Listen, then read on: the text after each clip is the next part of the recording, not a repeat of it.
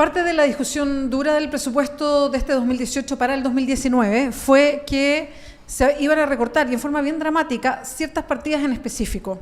Hubo varias donde se puso mucha atención por parte de parlamentarios, parlamentarias y muchas organizaciones, además, que giran en torno a esos temas. Algunas algo se pudo revertir, ciencia, por ejemplo, y otras se pudieron revertir más. Una de ellas fue el presupuesto para cultura, porque efectivamente sufría un desplome. Estamos con Alejandro Bernales. Él es diputado liberal del Frente Amplio y además experto en temas de cultura. Es parte de la comisión además. ¿Cómo estás, Alejandro? Muchas gracias por acompañarnos. Bien, ¿y tú, Bea? Gracias por la invitación. Sí, hasta que nos topamos para poder entrevistar, porque entre Santiago, casi Santiago nada, entre Puerto Montt y Valparaíso es difícil, ¿no? Así es. Alejandro, lo primero, ¿cuánto pudieron ustedes hacer desde el Parlamento junto con distintas organizaciones para tratar de revertir algo que estaba sobre la mesa? Sí.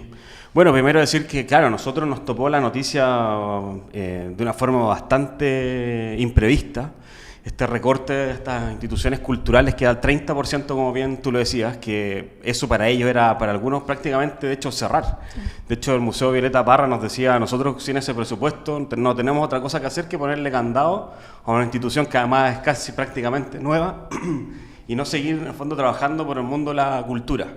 Yo creo que nosotros ahí tuvimos, si bien aparecimos al tiro, quienes estamos en la comisión, a defender este presupuesto, hay que decir que el mundo de la cultura, cuando se organiza, cuando trabaja en equipo, cuando lo hace, logra grandes cosas. Y yo creo que ahí también hubo mucha mano de ellos, de poder ayudar, de estar presentes, de acompañarnos en las discusiones, de hacer presión por distintas vías, a los otros parlamentarios, a esta comisión mixta que estaba viendo el presupuesto.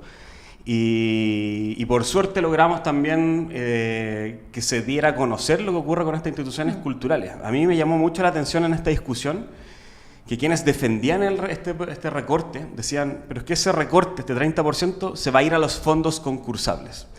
Y ahí llegamos a una conversa que es eterna en el mundo de la cultura, que tiene que ser todo concursabilidad dentro del ministerio. ¿Por qué no podemos direccionar ciertos esfuerzos?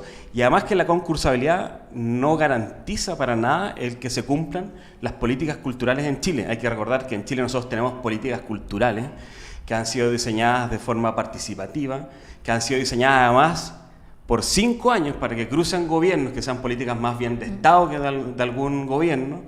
Por lo tanto, la concursabilidad, una de las cosas que no permite, por ejemplo, en mi región, es que tengamos, por ejemplo, más cine. Nosotros en la región de los lagos, para hacer un ejemplo muy concreto, nosotros tenemos 30 comunas y de las 30 comunas solo hay 3 cines. Por lo tanto, nosotros tenemos una deuda con otras 27 comunas que llevar cine. Entonces, si no hay una dirección, por ejemplo, algunos fondos para poder subsanar, por ejemplo, ese tema en la región de los lagos, uno no puede quedar, ¿cierto?, al azar de que alguien haya postulado un fondar que... Exacto, no hay cómo hacerlo, digamos. Sí, no tenéis cómo hacerlo. Sí. Ahora, hay el concepto cultura, y quiero entrar un poquito de eso antes de proyectar este 2019, es un concepto que además está fuera, yo diría, de una discusión más profunda, más de la calle. O sea, y creo que es una cuestión a propósito, por lo que significa la cultura para la persona, por lo que significa en cuanto, no sé, al cuestionamiento, a ver otras realidades, a cuestionarse uno mismo, a masa crítica, en fin. Y la cultura generalmente se trata de circunscribir a ciertas cosas, por ejemplo, no una obra de teatro o, qué sé yo, un evento en específico que puede llegar, y no como algo, como un flujo constante, que tiene que ver con que surjan otras emociones, otras situaciones en cada persona, como de devolver cierta dignidad además a la existencia. Entonces, eso te quería preguntar, ¿cuánto influye el que la cultura siempre se sienta como algo que está un poquito ajeno o que tiene ciertos privilegios? Como de la elite, así como exacto, como que para alguien puede ir al teatro y otro no, claro. Como un poco eso. Yo creo que ahí, claro, hay un gran trabajo que hacer. De hecho, yo creo dentro de esto que dices, vamos a hablar de las metas que deberíamos tener los próximos años. Siempre debería ser esta una de nuestras metas. En el fondo, cómo nosotros a través, y ahí el mundo de la cultura lo tiene más que claro, que es a través de la educación, de poder insertar y darle la importancia que tienen las artes en cada una de las personas. ¿Por qué? Porque uno desarrolla distintas habilidades en el mundo de la cultura. Y a mí, de nuevo, me toca verlo. Si yo, por ejemplo, recuerdo haber ido de repente a algún liceo y ver una orquesta. Y la orquesta, se me acerca de repente algún papá y dice, oye, del día que entró mi hijo a esta orquesta, que era el más desordenado del curso, aprendió otras cosas. aprendió, no solo le da bien, que algo, pero también aprendió a trabajar en equipo, aprendió otras habilidades. Y generalmente los papás lo que pasa, lo que ven con el mundo de la cultura es que se asustan un poco. Dicen, no, pero es que mi hijo va a entrar al mundo de la cultura y va a querer ser actor. No, no es eso. Nosotros lo importante de la cultura, ¿por qué tenés que estar en el mundo de la educación? Es porque da distintas herramientas. Y uno lo ve, por ejemplo, no sé, un chico que está en teatro, en el colegio, tiene otro desplante, ¿cierto? Para darse un escenario, por ejemplo, con, no sé, 200 o 500 personas, me imagino que va a ser mucho más fácil para alguien que nunca lo ha hecho, por lo tanto va a ayudar sin duda en su mundo profesional o en lo que él quiera hacer. Y eso también lo que genera es que también esas personas que ya están apropiadas del mundo de la cultura, que les gustó, también vayan y sigan asistiendo y permanentemente concurran a actos culturales. Por ejemplo, en Chile una de las disciplinas que tiene más audiencia, si uno podría medirlo, es el mundo de la danza. ¿Por qué? Porque la danza se practica en los barrios, se practica en las escuelas, se practica en un sinnúmero de lugares. Y después cuando hay actividades, por ejemplo, la gente quiere ir porque se acuerda, hace el link, o cuando era chico, o hace un link porque el barrio le gusta ir, y entonces por eso, por ejemplo, tiene un gran éxito cuando, no sé, hace giras nacionales el Bafona, el Bafochi. Mucha gente los quiere ir a ver porque se siente conectado con esa realidad y ve la importancia con esos grupos, por ejemplo, también del rescate de la identidad. Ahora, Alejandro, lo mencionaste, pero y la idea es conocer, a propósito del rescate de las lucas, digamos, que fue en el presupuesto 2019, ¿cuáles son los principales desafíos para la cultura y lo que se puede hacer desde la legislación, porque hablamos ya más bien del desarrollo institucional, en la cultura este 2019? Sí, yo haría nosotros vamos a estar primero muy atentos a lo que va a ocurrir con los presupuestos. Ya. Yo creo que es una conversa que nosotros no podemos quedarnos tranquilos, yo creo. Ya. Está bien, logramos esta pasada, pero hay que estar atentos a lo que viene. O sea, yo no cantaría de victoria que aquí los presupuestos no se van a rebajar.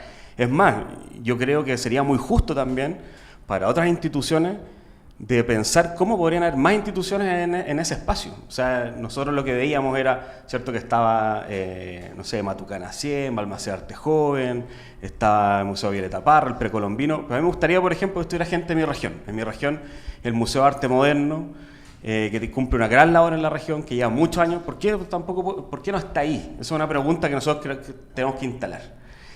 Y cuestionar este modelo también de la concursabilidad. ¿Hasta dónde llega la concursabilidad? Y lo segundo, que yo creo que es un tema muy, muy importante y vital también para la conversación en el mundo de la cultura, tiene que ver con el patrimonio. Y el patrimonio con el cambio de la ley de monumentos. Pasar de la ley de monumentos nacionales a una ley de patrimonio. Y esto ya es puro nombre, ya cambia el paradigma. ¿Por qué? Porque cuando uno habla en el monumento nacional, que es la ley que tenemos hoy día, nos imaginamos algo tangible, una obra, ¿cierto? Una escultura, una gran casa, exacto, algo casona que podemos tocar. Exacto. Y hoy día el mundo del patrimonio es entendido en diversas formas, no solo lo tangible, o sea, de hecho, lo intangible es vital.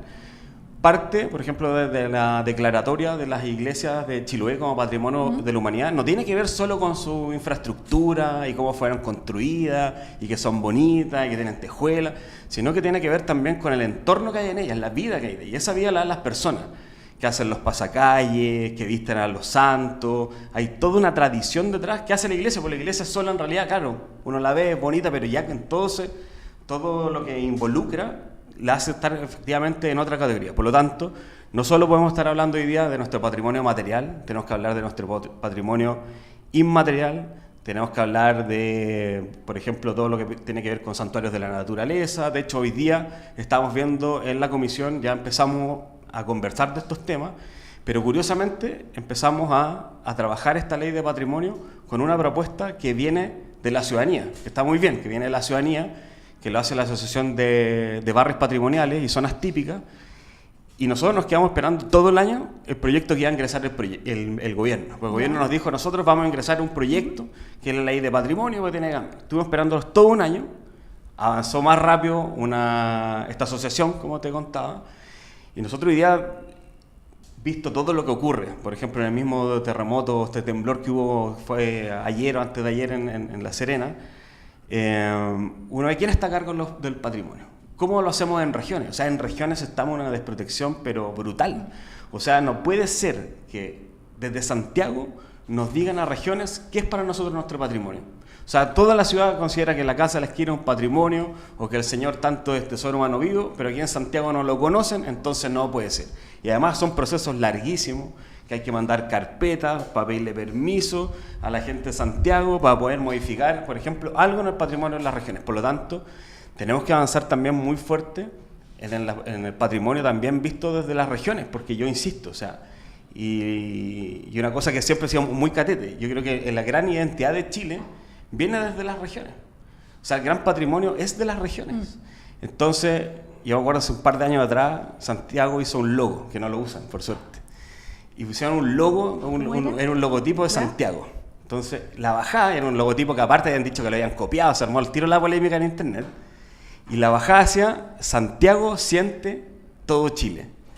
Era así la bajada. Y yo lo vi en Puerto Montt, dejé las cosas. Dije, no puede ser, vine para acá, hicimos cartas, tuvieron que sacar la leyenda, porque efectivamente, como decir entre líneas, como Santiago es Chile. Entonces, claro, no es lo mismo. Seguir perpetuando algo que pasa, claro, que pasa a nivel administrativo, de lucas, en fin, más allá de lo que sea real, digamos, y que es una lucha que viene harto de regiones. ¿Cómo va a ir avanzando todo esto, calculas, Alejandro, en este 2019? Sobre todo que, como dices tú, uno, hay que estar alerta, y dos, hay cierto retraso en la presentación de proyectos comprometidos. Sí, está muy atrasado el proyecto. Nosotros hoy día el subsecretario nos comentaba que en marzo iban a ingresar el proyecto. Nosotros esperamos ir trabajando junto con los dos proyectos que presentó el gobierno y que presentaron estas asociaciones ciudadanas, que además firmaron 10 parlamentarios. Entonces vamos a trabajar en base a estos dos proyectos. Hay proyectos paralelos, que no precisamente está en la ley, pero que tienen que ver, por ejemplo, con subsidios o, por ejemplo, un tema de resguardo, por ejemplo, cuando uno es dueño de un bien patrimonial. Y eso ocurre mucho también, me imagino, en todo Chile, que alguien... Está como el mito que cuando uno le declaran su inmueble, su casa, patrimonio o monumentos o no. Claro. Dice, aquí no puedo hacer nada, ahora no sé si es para bien o para mal. Y muchas de esas casas también ocurre que terminamos viendo que se terminan cayendo. Porque, por ejemplo, en la zona del sur uno ve grandes casonas antiguas, de madera, que antes, claro, estas casas eran de ese tamaño, no se imagina, pero casas grandes, con unos techos enormes, más de 3 metros de altura, un piso y otro. Y claro, la gente que está en esos inmuebles empieza a envejecer, sus hijos se van a otro espacio, van a vivir a lugares más cómodos, casas más chicas, exacto. No se mantienen, no se calefaccionan, porque no hablemos acá del tema de la AFP, porque nadie, un adulto mayor, ¿cómo va a mantener su casa? De esas características. O sea, no podría mantener una pequeña, imagínate una grande. Entonces uno pasa por fuera y uno dice, oye, pero ¿cómo se está cayendo esta casa? Nadie hace nada, y nos ponemos críticos, porque nos olvida que adentro también hay personas que viven que no tienen para mantenerla. Entonces el Estado también, ¿cómo se hace cargo de estos espacios? Porque y van a venir una serie también de contradicciones, o digo, de abrir en el fondo el mundo también, más que contradicciones, como de ciertas maneras que tenemos de ver el patrimonio. Por ejemplo, cuando vemos la iglesia de Castro y toda esta polémica con el mall, ¿cierto? Cuando estuvo la polémica del mall de Castro y la iglesia, decimos, ¿qué es el patrimonio? ¿Solo el inmueble? ¿O lo que nosotros vemos? ¿O cuánto resguardamos? Por ejemplo, en Puerto Varas, un grupo de arquitectos logró que, por ejemplo, de estas casas antiguas, que estaban muchas que se caían, arreglar las fachadas, porque ellos fueron muy insistentes, entonces su argumento era, bueno, si esto es una zona típica y esta casa es parte como de la postal de Puerto Varas, bueno, esa fachada, aunque la casa sea privada, esa fachada, digamos, es, entre comillas, pública, porque la gente saca fotos, porque están en la zona típica, en la postal de la ciudad. Porque le da el carácter. Le da el carácter, entonces lograron levantar fondos para arreglar fachadas, pero por dentro estaban, claro, destruidas. Entonces, hay una serie de elementos que vamos a empezar a conversar en la comisión muy interesante, que tienen que ver con el patrimonio, porque además yo voy a decir algo final, que a diferencia de las otras áreas artísticas, yo creo que el patrimonio ha sido muy hábil en ir, la gente se lo iba apropiando muy bien. La gente siente hoy día, en este mundo como globalizado, que efectivamente no queremos ser todos iguales. Sí, hay un valor en lo diverso. Claro, sí, entonces nuestras casas son nuestra identidad. Y dicen, esto era lo que me hacía a mí único, es decir, esto no está en ninguna otra parte. Entonces ahora existe, defendámoslo, cuidémoslo. Entonces, Por eso el éxito que ha tenido el Día del Patrimonio. O sea, el Día del Patrimonio es un día lleno de actividades, que de hecho ahora son 2 días, pero un día que está lleno de actividades en todo Chile, que todo el mundo quiere participar, Exacto. quiere entrar, quiere conocer, quiere Y que partió cuidar. como conocer edificios, y hoy día yo Claro. he hecho recorridos patrimoniales conociendo barrios e historias. Por lo mismo que hice, y que me parece interesante, porque además es acercar todos estos conceptos que de repente aparecen lejanos y largos y como fuera de uno, con la vida mucho más cotidiana, que de eso se trata, en definitiva. Claro, y de hecho, como tú decías, los barrios hoy día se están incluyendo. Sí. O sea, en Puerto Año me acuerdo, tú dices eso, me acuerdo Sí. inmediatamente, por ejemplo, un grupo fotógrafo se organizó y hay un barrio que se llama el Barrio Puerto, fotografiaron el entorno, fotografiaron los personajes, montaron una exposición y eso hoy día es un circuito activo del Día del Patrimonio, no sea el Día del Patrimonio, ya se volvió hecho parte de ellos, zona típica de la ciudad, gracias al trabajo que hizo personas dedicadas al mundo de la fotografía. Y que la gente la Y va a hoy día- ver como parte de su circuito y de turístico hecho, cuando llega a la claro, zona. Y de hecho, exactamente, de hecho lo que ocurre es que alguien va y sabe que en tal lugar está la picada de la empanada, sabe que en tal lugar está el señor que venía de tal lado y fundó el Claro. club social no sé cuánto. Por lo tanto, uno se da cuenta que el patrimonio está vivo y sobre todo, como decía, el patrimonio inmaterial. Entonces tenemos que cuidarlo porque el patrimonio inmaterial también se va y también se va perdiendo. Las tradiciones de repente se pierden y de repente hemos sido poco cuidadosos de resguardar esos espacios. No de repente, claro, cómo lo mantenemos, sino cómo lo resguardamos, cómo lo documentamos, cómo lo registramos. Entonces, es un desafío enorme, bonito, nosotros vamos a estar ahí pendientes de que salga bien la ley de patrimonio porque afecta de verdad a muchas personas. Y después uno siempre todos los años ve noticias por algún edificio que le ocurrió algo y lamentablemente no estaba protegido. O no sé, yo me pregunto las casas, por ejemplo, en Puerto Ara hay muy pocas que tenemos los planos, la arquitectura. De hecho, otro gran problema que tiene el mundo del patrimonio, que está relacionado a los museos, es que el patrimonio en Chile, por ejemplo, no está inventariado. No está inventariado. O sea, de hecho, por ejemplo, todo este robo de escultura, claro, alguien hizo la investigación y se dio cuenta de... Pero muchas veces hay piezas que no sabemos cuáles son los patrimonios. De hecho, el mismo subsecretario hoy día nos decía. Y yo lo veo también en los museos de la región, que de repente se pierde por ejemplo, caso real. Alguien se roba un santo de un museo.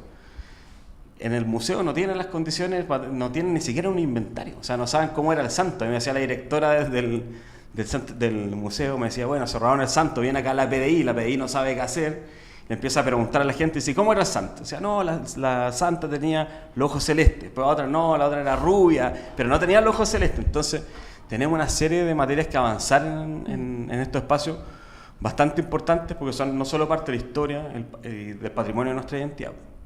Alejandro Benales, muchas gracias por acompañarnos No, hoy día en gracias a ti, Clever. gracias a ti, cuando quieras. Recuerden www.diarioclever.cl.